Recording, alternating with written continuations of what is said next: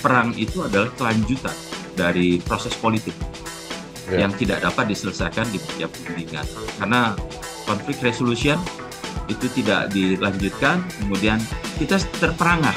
Pada saat perang itu dimulai, ASEAN itu terkaget-kaget, Mas. Kemudian Iya, iya. membiarkan situasi itu berkembang. Perlu segera mengambil tindakan untuk Hmm. konflik resolusi yang dilakukan oleh ASEAN atau negara-negara yang ada di situ. Saya berpendapat bahwa yang paling penting adalah bagaimana kita bring all the problem to the table. Jadi situasi itu yang mungkin kita kurang.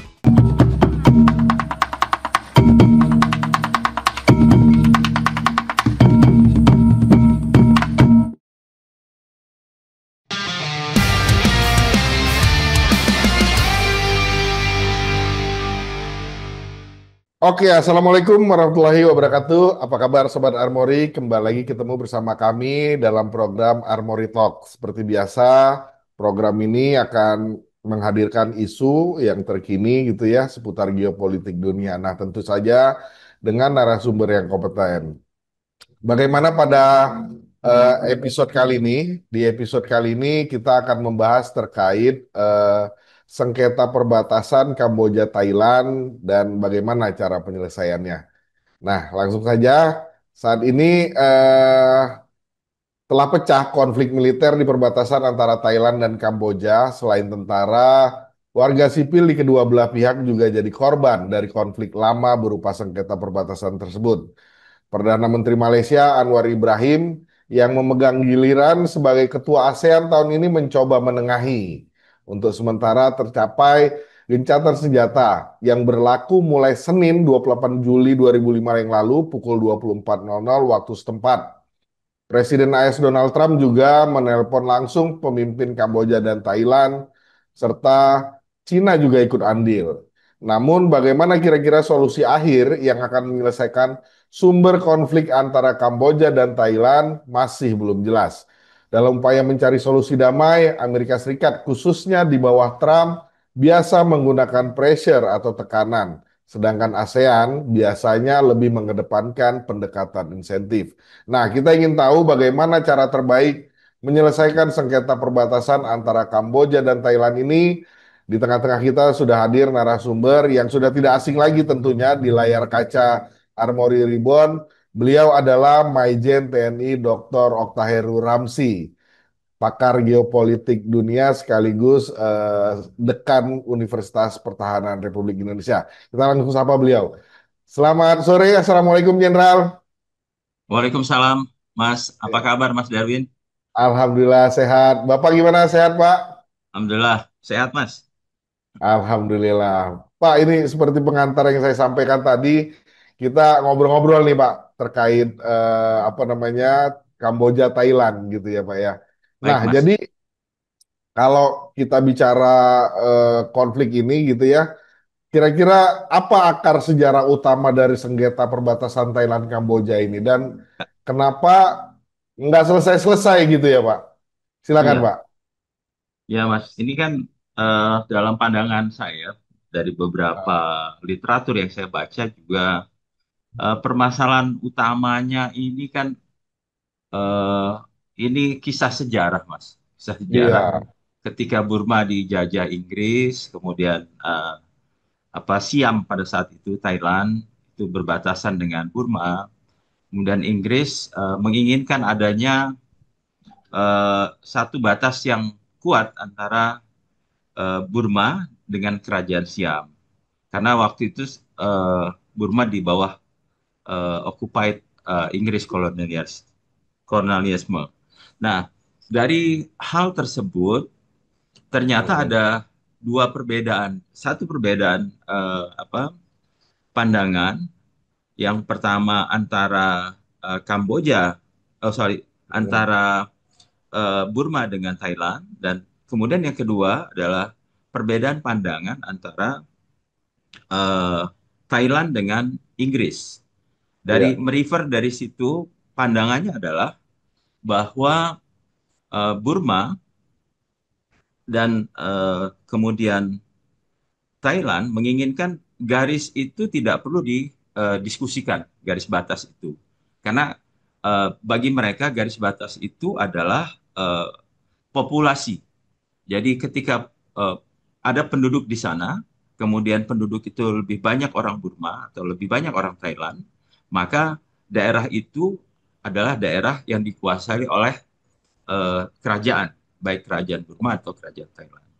Kemudian permasalahan itu juga kemudian dilaksanakan oleh Thailand di Mm-mm. eh, Kamboja. Ketika dilaksanakan permasalahan itu di Kamboja, tidak diselesaikan secara yakin, Iya. seyakin-yakinnya gitu antara Thailand dengan Kamboja, tetapi masih juga membicarakan antara batas dan penduduk, di mana penduduknya apabila lebih banyak penduduk Thailand, maka itu adalah daerah Thailand. Kalau lebih banyak penduduk Kamboja, maka itu adalah daerah Kamboja. Dan itu kemudian diwariskan. Dan bagi Thailand sendiri, pemikiran bahwa daerah Tamon Toa Temple itu adalah wilayahnya Thailand, itu menjadi bagian yang kemudian tidak bisa diputuskan baik Mm-mm. Prancis sebagai protektoratnya Kamboja dengan Thailand sendiri. Kita ketahui bahwa Thailand kan tidak memiliki apa, tidak pernah dijajah, negara yang tidak pernah dijajah. Nah, di situ kemudian terus di apa lakukan pemahaman penduduknya itu dipenuhi oleh penduduk Thailand, baik Mm-mm. Thailand ataupun Kamboja. Nah, Iya. ketika permasalahan itu selesai dalam batas angan-angan, tidak diselesaikan pada saat itu juga oleh Prancis kepada Thailand dan Burma kepada Thailand, yang bermasalah justru di Kambojanya sendiri. Karena Iya. Kamboja dengan memahami bahwa watershed yang digariskan oleh Prancis sebagai bekas jajah Kamboja sebagai bekas jajahannya Prancis itu seharusnya dikuasai oleh Kamboja. Kemudian bagi Thailand bahwa itu adalah milik Thailand. Ada Tua Temple, ada apa? Takrabe Temple dan Prea Vier Temple, Prea Vier Mm-mm. Temple. Dan Iya, iya, tiga iya. temple tersebut itu yang kemudian Tua Tam Temple itu dikuasai oleh apa Thailand, kemudian Takrabe sebagai balasannya dikuasai oleh Kamboja, dan Prea Vier Temple itu kemudian menjadi debatable yang tidak terselesaikan pada zaman Iya. kolonialisme. Nah, Art, kemudian lanjut Mas, mm. kalau ada Iya. pertanyaan. Artinya Ya. ini memang memang memang apa persoalan lama yang nggak nggak ada ujungnya gitu ya Pak ya. Betul, betul sekali, Mas. Heeh. Betul, betul, betul. Nah, selesai itu pada kemudian Kamboja merdeka di tahun Hmm. 50-an ya, 58 kalau tidak salah, di merdeka dari Prancis. Kemudian Kamboja langsung mendaftarkan di tahun 62 kalau kepada ICG bahwa Preah Vihear Temple itu adalah milik Kamboja, dan ICG Heeh. kemudian memenangkan Iya, itu, even bahkan pada tahun-tahun berikutnya Kamboja mendaftarkan itu sebagai warisan UNESCO, Mas, sebagai warisan iya, UNESCO. iya, Kemudian dan itu mendapat dukungan sebenarnya dari Thailand pada saat itu, karena iya, iya, konflik perbatasan ini fluktuatif. Nah, iya. permasalahannya itu resolusi konfliknya yang tidak permanen, selalu berdasarkan pendekatan-pendekatan yang tidak dapat terselesaikan hingga kemudian saat ini. Sudah berapa kali mengalami fluktuasi, sempat terhenti di tahun 2011 ketika Pak Martin Natalegawa dengan Bapak SBY ikut Mm-mm. serta di dalam proses perdamaian tersebut. Kebetulan pada saat itu Indonesia itu menjadi ketua ASEAN, Mas. Ketua ASEAN ya. ASEAN. Kemudian tentunya Indonesia pada saat itu mendapat dukungan, baik mendapat dukungan dari Dewan Keamanan PBB maupun dari Amerika Serikat dan China. Sehingga memang peran Indonesia agak lebih luas pada saat itu, dan kemudian Indonesia eh, walaupun tidak mulus, karena ada beberapa permasalahan yang muncul melalui perjanjian trilateral, kemudian setelah itu Mm-mm. apa Joint Border Committee, kemudian baru setelah itu Ya, ada pertemuan apa pimpinan ASEAN di tahun ya. 2011, termasuk undangan ke Istana Bogor pada saat itu kepada Ya. kedua negara. Demikian, Mas. Nah, ada yang menarik tadi sempat disinggung soal Ya, Mas. keputusan Mahkamah Internasional ICJ itu ya Pak ya tahun 62 gitu ya Ya, tentang tadi Bapak menyebutkan apa kuil Previar itu ya. Xavier. Nah, Ya. kira-kira keputusan ICJ ini masih relevan nggak dengan konflik yang terjadi saat ini nih Pak? Kalau sebenarnya yang kita tekankan sebenarnya resolusi konfliknya, ya, Mas. Ah, Resolusi ah. konflik. Kemudian keputusan ICJ itu adalah eh, keputusan yang terus dipertahankan dan itu Mm-mm. diperkuat dengan apa UNESCO. UNESCO kemudian itu menjadi warisan dan dikuasai oleh Kamboja. Nah, ini hal yang sangat menarik untuk didiskusikan bahwa seharusnya eh, kita bisa memberikan penekanan sebagai warisan dari kolonialisme. Penekanannya adalah bahwa kita bisa mencontoh negara-negara yang lebih dulu Ya, eh, memiliki perjanjian antara seperti contoh Korea Utara dengan Korea Selatan, antara Taiwan dengan China, mm, antara bahkan kalau kita kembali ke tahun 2023 kalau tidak salah dalam Shangri-La Dialog di mana Pak Prabowo selaku Menteri Pertahanan itu mm, menawarkan konflik resolution kepada Ukraina dan Rusia di mana kita bisa membangun DMZ kemudian menghadirkan pasukan perdamaian di sana dan terus ya, melakukan diskusi yang kalau kita merefer kembali kepada apa yang dikatakan oleh Clausewitz bahwa perang itu adalah kelanjutan dari proses politik yang ya. tidak dapat diselesaikan di meja perundingan. Saya berpendapat bahwa yang paling penting adalah bagaimana kita bring all the problem to the table. Jadi situasi itu yang mungkin kita kurang karena konflik resolution itu tidak dilanjutkan, kemudian kita terperangah. Pada saat perang itu Mm, dimulai, ada berapa hari itu, ada mm. beberapa hari perang itu seolah-olah bahwa ASEAN itu terkaget-kaget, Mas, terkaget-kaget dengan Ah, situasi tersebut. Kemudian ya, ya. membiarkan situasi itu berkembang, sehingga banyak pendapat yang mengatakan di dalam tulisan-tulisan yang saya baca, baik di media cetak maupun elektronik, yang mengatakan bahwa perlu segera mengambil tindakan untuk Mm, konflik resolusi yang dilakukan oleh ASEAN maupun negara-negara yang ada di situ. Ada troika yang kita kenal di ASEAN, itu mm. negara yang lama, yang sebelumnya yang menjadi ketua ASEAN dan sekarang Malaysia dan negara yang akan datang sebagai ketua ASEAN.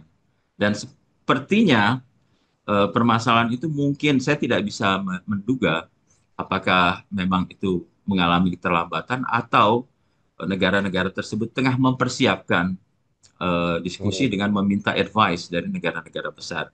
Hasilnya adalah tanggal 28 Juli dan akan dilanjutkan nanti tanggal 7 Agustus. Hmm.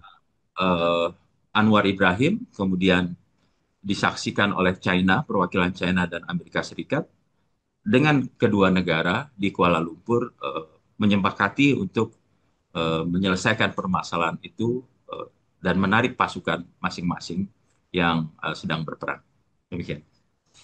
Artinya Hmm. ASEAN udah punya apa namanya rencana nih ya Pak ya sebagai organisasi regional untuk memfasilitasi penyelesaian konflik bilateral ini ya Pak ya. Ya, seharusnya sudah karena Um, contoh-contoh yang sebelumnya kan sudah.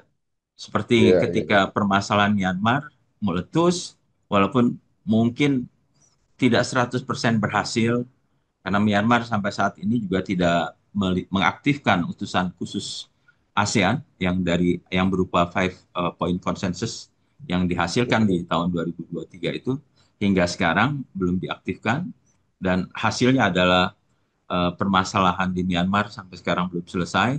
Ada poin yang masih kita pertahankan sampai sekarang, yaitu poin non-intervention, dan itu menjadi ciri khasnya ASEAN. Jadi ciri khasnya ASEAN yang beberapa negara di luar mengatakan bahwa kita itu lambat menyelesaikan permasalahan yang ada. Tapi pada kenyataannya, hingga saat ini ASEAN itu masih bertahan, Mas. Sejak Iya, tahun iya, iya, iya. 76, kemudian di tahun 69 dimulai dibentuknya pembicaraan tentang ASEAN. Kemudian tahun 76 adanya TAC, Treaty Amity and Cooperation. Kemudian hingga saat ini ASEAN masih utuh, masih bisa bertahan dan masih melakukan kegiatan-kegiatan. Nah, kembali kepada apa teori tadi, Clausewitz tadi, Hmm. bahwa everything should be bring on the table. Karena kalau kita melanjutkan proses itu ke hal yang ada di luar dari permasalahan yang eh, masih dalam nuansa politik, itu Hmm. akan sangat mengerikan hasilnya dan itu akan merusak negara bahkan regional juga akan terkendala akibat hal tersebut. Nah, Ya, ini masih bicara ASEAN, Pak. Kira-kira apa ya?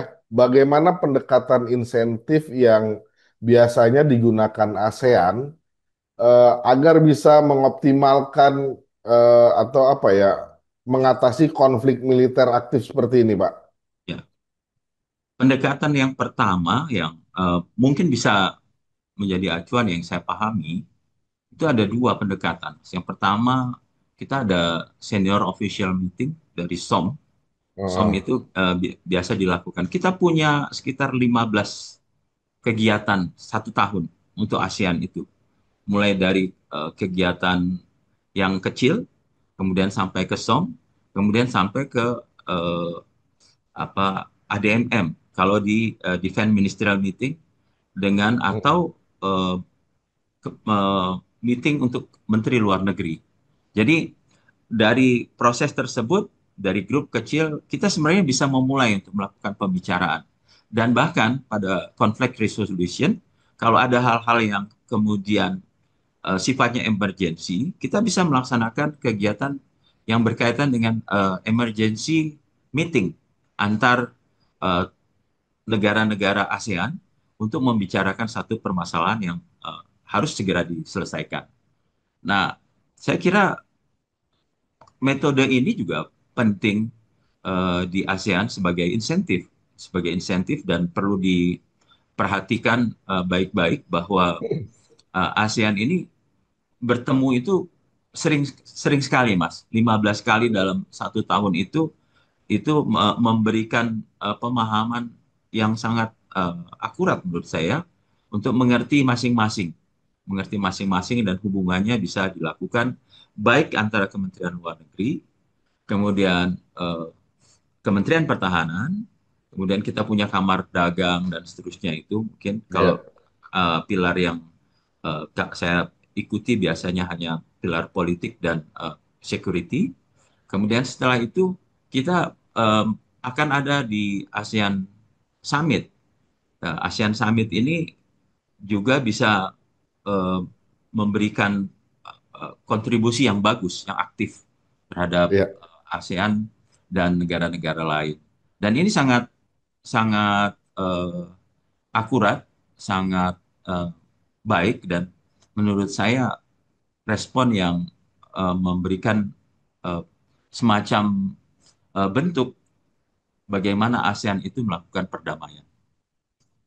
ya. Nah, Pak, kalau kita bicara masa lalu ya, Pak ya, Ya, Mas.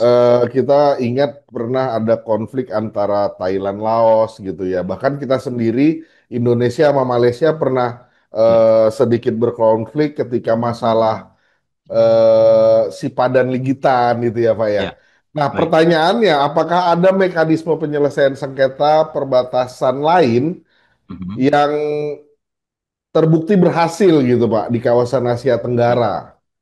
Ya, Ya, ini di luar konteks ASEAN tadi ya. di luar konteks ASEAN. Ah, ah. Em, kita melihat sekarang, walaupun kita memaksakan sesuatu sebagai contoh, seperti yang saya sampaikan di luar konteks ASEAN, pokoknya. Kita melihat di konteks antara Korea Utara dengan Korea Selatan, deh. Nah, Walaupun masih pakai apa pengeras suara, kemudian memprovokasi Korea Utara eh, bahwa eh, eh. Korea Selatan itu jauh lebih nyaman, jauh lebih Iya, iya, damai, iya, dan iya. seterusnya. Korea Utara terprovokasi kemudian melakukan penembakan ke bukit yang ada di dekat Korea Selatan dengan apa rudal-rudalnya. Bahkan Korea Utara menembakkan eh, apa balistiknya, misalnya yang kosong ke Jepang sampai ke Jepang. Hmm. Itu artinya mengartikan bahwa kami cukup mampu loh untuk mengalahkan Anda. Dan Amerika juga memberikan jaminan terhadap nuklir umbrella terhadap Korea Selatan dan Jepang, termasuk juga Taiwan dalam hal ini. Tetapi itu masih terus menjadi permasalahan yang tidak dapat terselesaikan hingga saat ini. Dan dapat kita lihat bahwa di situasi yang bisa kita perhatikan di ASEAN juga memiliki hal yang sama. Sehingga bagaimana kita melakukan hal itu secara terus-menerus itu akan jauh lebih baik. Konflik yang Hmm. tidak terselesaikan hingga sekarang, seperti contoh antara Rusia dengan Ukraina, Ukraina. itu belum dapat terselesaikan. Walaupun Iya. sudah ada upaya, termasuk mungkin presiden sebelumnya di Indonesia, Pak Heeh. Jokowi melakukan kunjungan ke Ukraina, setelah itu melakukan kunjungan ke Rusia, tetapi karena ada sesuatu dan lain hal, permasalahan itu belum dapat terselesaikan hingga saat ini. Iya. Sekian, Mas. Ya, Pak, ini bicara hukum internasional, Pak. Ah, Ya, ini baik. bicara hukum internasional ya. Pak. Oke. Apa namanya? Ketika penggunaan kekuatan militer gitu ya dalam konteks konflik Mhm. perbatasan kayak begini nih, kayak Ya, Kamboja, Thailand ini gitu ya. Bagaimana eh, pemberlakuan hukum internasional tersebut, Pak? Kemudian ya, kira-kira menurut kacamata Bapak, siapa nih yang paling rentan terkena sanksi atau tekanan internasional nih, Pak, dalam konteks ya, apa konflik perbatasan ini ya? ya. Eh, Kalau kita melihat situasi yang terjadi antara Thailand dengan Kamboja, Kamboja. itu kita melihat di ICJ-nya dulu lah, tahun 1962, keputusan itu, dan beberapa kali Thailand meminta untuk ditinjau ulang. Nah, Tapi ketika ditinjau ulang, yang dimenangkan tetap Kamboja, Mas. Tetap Kamboja Kamboja. dimenangkan. Jadi dukungan internasional itu sebenarnya besar kepada Kamboja dibanding dengan Thailand. Karena ada hal-hal yang menurut hukum internasional itu lebih menguatkan Iya bukti-buktinya ya, betul dibanding betul. dengan apa yang diajukan sebagai mungkin descending atau new information atau berupaya di amandemen lagi oleh Thailand, tetapi kemudian masih tertolak di dalam lingkup ICJ ini. Dan Hmm. memang cepat sih reaksi dari Kamboja itu, begitu pertama terjadi di 28 Juli ya. Kemudian ulangi di 26, 27 Juli. Kemudian dari Kamboja langsung berkirim surat ke perwakilan eh, anggota tidak tetap Dewan Keamanan Hmm. PBB, dalam hal ini kepada Pakistan. Karena Pakistan Hmm. kebetulan menjadi anggota tidak tetap Dewan Keamanan PBB, untuk bermohon masalah ini dapat diselesaikan di lingkup Iya. internasional, di PBB. Tetapi menurut pandangan saya seharusnya eh, seperti apa yang dicontohkan di 2011, bukan mengartikan bahwa itu satu-satunya upaya yang sukses. Ada banyak Hmm. upaya yang sukses dan bahkan kita mengalami hal yang sama ketika terjadi permasalahan antara Indonesia dengan Timor Leste, dan negara ini kemudian pisah, dan ASEAN juga Hmm. hadir di dalamnya, khususnya Thailand. Thailand hadir menengahi. permasalahan Iya, tersebut. iya. Jadi kita melihat contoh itu, kemudian kita melihat pengalaman dari beberapa negara. Saya justru mengharapkan bahwa ASEAN seharusnya dapat menyelesaikan permasalahannya sendiri. Seharusnya Memfasilitasi ya, ya Pak. memfasilitasi permasalahan itu. Mm. Kemudian kita lihat sekarang permasalahan di ASEAN sendiri sudah ada mekanismenya. Bahkan kita punya negara-negara yang menjadi partner tetap kita, termasuk di dalamnya adalah Cina dan Amerika Serikat. Kita Mm-mm. punya 8 negara, kalau tidak salah. Australia, Iya. kemudian New Zealand, kemudian China, kemudian Jepang, Korea Selatan, Amerika Serikat, kemudian berapa negara?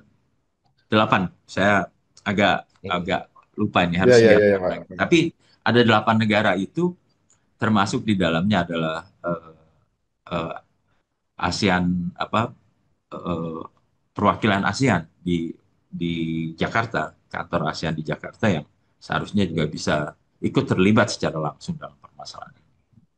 Mm-mm. Nah, ini biasa dalam konflik apa ada istilah skema zona demilitarisasi, Pak. Ah, yes. Nah, gitu ya. Ya, Kira-kira menurut Bapak, pengelolaan bersama wilayah sengketa yang realistis bagi kedua pihak ini seperti apa nih, Pak? Untuk ya, menghindari perebutan eksklusivitas atas zona ya, sensitif tadi kan? betul, betul, betul. Ah, ah, ah. Ya, ini pernah ditawarkan sebenarnya Mas Darwin oleh Oh, Martin Natalegawa untuk adanya di MZ ini. ah, Tapi ah, kemudian ah. itu tidak terjadi karena ada penolakan. Yang pasti Oh, dalam hal oke. ini Thailand menginginkan penyelesaian itu harus diselesaikan secara bilateral. Nah, jadi Hmm, kalaupun harus hadir, ASEAN yang hadir, gitu kan. Itu maunya Thailand. Tapi bagi Kamboja, semuanya harus dicoba. Baik proses yang diselesaikan bilateral, kemudian baik internasional dalam ini ASEAN, dan kemudian PBB juga harus turun tangan. Jadi ada hmm, kerjasama antar eh, badan dunia, dalam hal ini PBB, badan regional, ASEAN, dan bilateral. Itu baru cocok bagi Kamboja. Dan ini juga sudah menjadi bukti bahwa Kamboja juga berupaya untuk iya. mempertahankan kuil tersebut sebagai bagian dari Kamboja, kuil Preah Vihear Temple tersebut. Nah, Mm-mm. tetapi kan ternyata masih terus terulang-terulang, dan bahkan kalau kita ngelihat kemarin itu di tanggal 27, itu ada video WhatsApp 27 Juli yang menggunakan truk sipil, kemudian Oh, iya, iya, iya, iya. Saya sempat lihat tentara video itu tuh. di dalamnya itu kemudian masuk ke wilayah apa Taiwan ya. eh, ya Surin, kalau nggak di Ah, provinsi ah, Surin ah. provinsi, masuk ke situ, kemudian penduduknya ditembakin satu-satu. Nah, itu semakin menurut Thailand itu Betul. mungkin akan semakin menyakitkan. Kemudian Iya. eh, ada isu lagi yang sekarang muncul, kemudian sebelum tanggal 7 Agustus nanti Thailand akan melakukan serangan besar-besaran. Oh Terbukti ya? Gripin apa milik Thailand itu yang pesawat yang baru dibeli dari Swedia itu melakukan take off and landing di jalan raya yang ada di sebelah perbatasan dengan ini Surin provinsi yang dimiliki oleh Hmm, Kamboja. Jadi langsung bisa dilihat take off and landingnya itu. Kemudian iya, ada iya. informasi-informasi lain. Tapi itu biasa. Bagaimana dalam satu peperangan itu kita melakukan provokasi-provokasi. Itu kan terjadi dimanapun di dunia ini. Iya, iya, iya. Bahkan dulu kalau kita lihat bagaimana Rusia memulai serangan ke Ukraina, di perbatasan itu ada penumpukan-penumpukan kekuatan, Hmm, baik itu kekuatan darat, hmm. kekuatan darat, kemudian bagaimana pasukan udara dan bagaimana pasukan laut diperbesar di perbatasan. Walaupun bukti perang yang sekarang ini mungkin tidak perlu lagi ada pasukan darat yang harus hadir, tetapi cukup dengan menggunakan drone yang jumlahnya Iya. fantastis gitu, seperti apa yang telah terjadi antara Iran dengan Israel gitu kan. Kemudian cukup dengan roket hypersonic masuk ke Hypersonic. wilayah-wilayah di negara tersebut, kemudian itu sudah menimbulkan perang antara kedua negara. Tetapi ini kan ada batas darat yang cukup panjang, dan ini Iya. masing-masing, saya yakin antara Indonesia dengan Malaysia sebagai contoh gitu kan. Perlu kebesaran hati. Saya juga appreciate apa yang disampaikan oleh Pak Anwar Ibrahim di parlemennya, yang mengatakan bahwa ada dua pilihan, kita perang atau kita bring to the table permasalahan yang Hmm. ada di perairan antara Indonesia dengan Malaysia di Kalimantan, bring to the table. Tapi kemudian Pak Anwar Ibrahim mengatakan harus dilaksanakan secara damai. Karena apapun Iya. bentuknya, mereka memiliki persamaan. Seperti Kamboja dan Thailand, Indonesia dengan Malaysia juga memiliki persamaan. Hmm. Persamaan, persamaan budaya, persamaan karakter, Iya. penduduk, dan seterusnya. Itu yang perlu diperhatikan. Artinya kalau mengacu ke skema zona demilitarisasi tadi, menurut penjelasan Pak Oktaheru, Ya. Thailand ini lebih agresif ya Pak ya?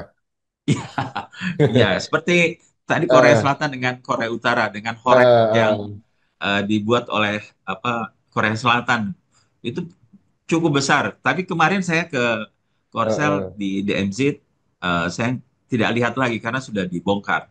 Karena Iya, iya, presiden yang iya. sekarang ini lebih melakukan pendekatan yang peaceful. Peaceful means Iya, itu iya. bagi presiden sekarang itu lebih dipentingkan dibanding dengan melakukan provokasi. Nah, nah, Pak, ini bicara soal biasa nih geopolitik global ya, Pak ya. Ya, Walaupun ini konflik terjadi di Asia Tenggara gitu ya, tapi ya. kan kita selalu selalu melihat gitu ya, ada keterlibatan gitu ya. Nah, bagaimana Pak Oktaheru melihat pengaruh keterlibatan Amerika Serikat dan Cina terhadap Mhm. dinamika penyelesaian konflik ini? Apakah justru mempercepat atau sebaliknya Ya, malah memperumit gitu, ya, memperumit konflik ini sehingga ya, ini bisa jadi konflik berkepanjangan gitu. Gimana Pak ya, ya. Bapak melihatnya? Saya punya pengalaman Mas, ketika waktu itu ADSOM, ASEAN Defense Minister Senior Official Meeting Hmm, di Thailand, bahkan Thailand. Kemudian sebenarnya masalahnya masalah yang memang rumit, tentang masalah beberapa negara yang menginginkan menjadi eh, anggota tidak tetapnya atau partnernya ASEAN. Dalam ini kalau tidak salah UK dengan Prancis menginginkan bisa masuk. Bagi ASEAN tidak ada keberatan karena akan banyak untungnya. Karena mereka negara maju, kemudian Western lebih lebih sovereign lah, kemudian lebih prosper dibanding dengan negara yang ada di ASEAN, khususnya di Southeast Asia, di Asia Tenggara. Nah, kemudian ketika sampai kepada kesepakatan untuk memasukkan dua negara tersebut di dalam internal ASEAN sendiri, kita mulai mengundang partnernya ASEAN, ASEAN Plus, ASEAN Plus untuk bisa hadir, untuk bisa mendapatkan ya semacam bukan persetujuan. Kalau persetujuan kan kita yang memutuskan. iya, Tetapi ini semacam uh, izin atau ya hubungannya itu lebih kepada international relations antara hmm, negara-negara tersebut. Nah, yang paling lama berdiskusi justru antara Amerika dengan China. Ini menjadi relatif lebih meriah, dan itu rapat sampai jam hampir jam 12 malam lebih mungkin. Ya, setengah satu malam. Itu tidak hmm, selesai-selesai, hanya menyampaikan concern yang ada di Amerika Serikat dan China. Tapi ini di dalam satu hal, bahwa ketika itu membawa kepentingan negara masing-masing, justru itu juga akan menimbulkan keruwetan yang cukup iya, besar gitu, cukup besar. Tetapi eh, kemudian apakah itu akan memperumit ataukah akan mempercepat penyelesaian? Tergantung bagaimana negara tersebut bisa mau oh, menerima hal tersebut. Dalam case yang saya contohkan tadi, itu memperumit, dan kemudian harusnya sudah selesai itu tidak selesai. Hingga saat ini hal tersebut tidak dibicarakan. Kemudian kita lihat di permasalahan antara Thailand dengan Kamboja, bagaimana Amerika menekan, kemudian Hmm. menyampaikan kepada Thailand dan Kamboja akan tarifnya akan dinaikkan, kemudian dan seterusnya, dan itu juga bisa menghentikan walaupun hanya sementara. Nah, harapan saya bahwa diskusi ini, proses politik ini harus dilanjutkan, tidak kemudian diam, kemudian dibiarkan itu selesai, gitu, Mas. Kalau Ya. itu dibiarkan selesai, saya yakin tidak akan selesai dan itu akan muncul lagi dan muncul lagi. Apa buktinya? Sejak dari zaman kita belum merdeka, kemerdekaan yang pertama, kemudian sampai saat ini, itu proses itu masa perjuangan sampai masa modern sekarang ini itu belum selesai-selesai. Hmm. Artinya masih akan terus berkelanjutan ya, Pak ya. Ya, Mas, betul. Heeh. Nah, ini masih soal Amerika Serikat dan Cina nih, Pak. Ya, Mas. Kira-kira jika penyelesaian konflik ini terlalu dipengaruhi nih oleh kekuatan Ya, besar di luar ya, kawasan, dalam hal ini ya, Amerika Serikat dan Cina tadi.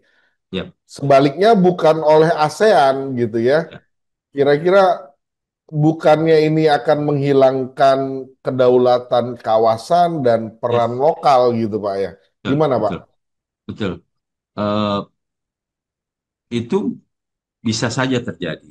Karena Heeh. sebenarnya dari kita juga kan bisa pakai dua eh, possibilities dari kementerian yang bisa melakukan penyelesaian tersebut. Ada yang menolak Heeh. memang, jangan pakai kekuatan mil to mil, karena pakai kekuatan mil to mil nanti akan memperkeruh suasana. Iya. Tapi saya yakin dengan 15 pertemuan antara ASEAN, antara negara-negara ASEAN dalam 1 tahun, mungkin sekarang sudah nambah atau berkurang, saya tidak mengikuti, Hmm. itu seharusnya bisa dimulai pembicaraan itu. Dan ASEAN sendiri harus mendewasakan dirinya, Mas. Jangan ASEAN betul-betul kekeh, tidak mau intervensi, kemudian no voting, semuanya harus diselesaikan secara konsensus. Tetapi bukti bahwa ASEAN itu efektif sampai sekarang belum ada perang besar. Perang-perangnya kecil-kecil, perang-perang kecil-kecil, belum ada perang besar di situ. Nah, Hmm. kemudian sampai saat ini ASEAN tetap ada existing, belum bubar. Bubar. Kalau umpamanya EU ribut umpamanya, waktu itu mulai dari Eropa Barat, saya Iya. khawatir EU akan mengalami perpecahan. Sudah ada bukti Inggris sudah keluar dari EU. ASEAN belum ada yang keluar dari negara ASEAN. Bahkan dengan Myanmar pun ketika agreement five point consensus yang Hmm. terjadi, yang diputuskan di tahun 2023 itu tidak dilaksanakan oleh Myanmar, salah satu konsensusnya, tapi Myanmar tetap jadi anggota ASEAN hingga saat ini walaupun tidak aktif Iya. gitu. Tidak aktif, ada beberapa pertemuan itu mereka hanya mengirimkan perwakilan. Nah, demikian yang mungkin juga harus menjadi perhatian kita, Mas. Iya, iya, iya, iya. Pak, ini terakhir nih, Pak. Ini bicara jangka panjang ke depannya gitu ya. Kira-kira menurut pandangan Pak Oktaheru, apa langkah diplomatik yang paling realistis gitu ya, Ya, yang ya, dapat diambil kedua negara untuk membangun solusi jangka panjang? Artinya apa ya, langkah-langkah solutif lah gitu. ya.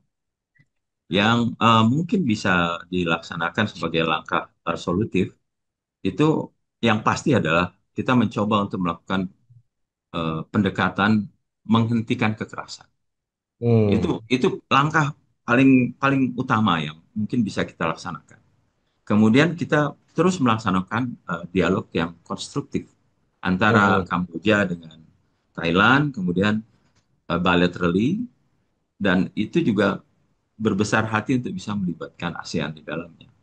Karena mungkin pendapat orang yang banyak itu akan jauh lebih akurat, jauh lebih bisa mengakomodir dari pendapat berdua gitu antara Kamboja dengan Thailand. Karena Hmm. ketika mereka mencoba untuk menyelesaikan itu dan hingga saat ini permasalahan itu belum dapat terselesaikan. Kemudian boleh jadi kita mulai menawarkan untuk sama seperti yang dilakukan oleh Myanmar, ASEAN kepada Myanmar, kita perlu mengutus, ada utusan khusus yang bisa mendamaikan ini. Karena Ya. itu media, media yang memberikan privilege kepada Thailand dengan Kamboja untuk bisa menyelesaikan permasalahan tersebut. Kalau media itu juga tidak ada, bagaimana mereka bisa berkomunikasi dengan baik? Sehingga utusan Mm-mm. khusus itu penting bagi apa eh, Thailand maupun ke Kamboja. Kemudian kita bisa memberikan bantuan, bantuan apa, asistensi apa yang bisa dilakukan Mm-mm. antara eh, Kamboja dan Thailand dengan melibatkan negara-negara ASEAN. Walaupun kita juga sudah demikian besar sekarang, ada ASEAN Outlook on Indo-Pacific yang bisa kita Ya. mainkan, ada bahkan paper-paper yang termasuk di dalamnya adalah eh, ASEAN Outlook on the Pacific from Different Perspectives sebagai contoh. Kita bisa meminta negara-negara lain untuk membridging apabila ada permasalahan-permasalahan tersebut. Tapi kita harus mencegah masalah itu menjadi meluas. Sama ketika kita mencoba mengundang yang kuat, ada Adi Guillaume yang mengatakan bahwa ketika dua raksasa saling berperang, itu yang pelanduk ini bisa mati di tengah-tengah gitu, Iya. Mas. Itu yang harus Ah, dihindari. Hindari. iya, iya, Bagaimana iya, iya. kemudian Kamboja dengan Thailand bisa menyelesaikan permasalahannya berdua dan di bawah naungan ASEAN. Itu yang mungkin yang paling pokok yang bisa ditawarkan Iya. dalam permasalahan tersebut. Kemudian apa tadi kita membuat semacam apa utusan khusus, kemudian bagaimana menjadwalkan utusan khusus itu melakukan kunjungan untuk membicarakan permasalahan tersebut baik secara berdua maupun kepada ASEAN. Demikian Mas yang bisa saya sampaikan. Artinya dalam konflik sengketa ini antara Kamboja dan Thailand ini diperlukan apa ya? Mediator kali ya Pak ya, Ya, mediator perlu. yang bisa memediasi ya. Apakah Betul Mas. yang tadi sempat Bapak bilang pertemuan di tanggal 7 besok gitu ya Ya, ya, di oleh Kuala Lumpur. Anwar Ibrahim di Kuala Betul, Lumpur gitu, betul. ataukah ASEAN sendiri yang akan memediasi gitu ya? Ya, Apapun betul. itu harapannya kita semoga perang ini tidak berlangsung lama Pak ya karena yang Amin, amin. selalu Amin menjadi Mas. korban di dalam perang Rakyat. itu apapun bentuknya perang Ya, selalu aja masyarakat sipil gitu ya Pak betul, betul, yang nggak betul. bersalah. Pak Ya, Oktaheru terima kasih ya. banyak udah mau berbagi dengan kami di Baik Mas. Armory Talks. Mudah-mudahan Terima nggak kasih. bosan-bosan nih Pak. Makasih banyak Ya, Mas. Sama-sama eh, Mas.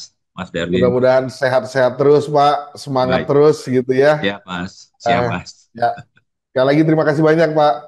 Sama-sama Mas Ya, Darwin. oke, Sobat Armory itu tadi apa diskusi bincang-bincang kami dengan Majen TNI Dr. Oktaheru Ramsi, pakar geopolitik sekaligus salah satu dekan di Universitas Pertahanan Republik Indonesia. Saksikan terus program Armory Talks dan program-program lainnya di channel YouTube Armory Reborn. Kami akan hadir dengan isu-isu geopolitik dan alutsista terkini. Terima kasih. Assalamualaikum warahmatullahi wabarakatuh. Waalaikumsalam warahmatullahi wabarakatuh. Iya.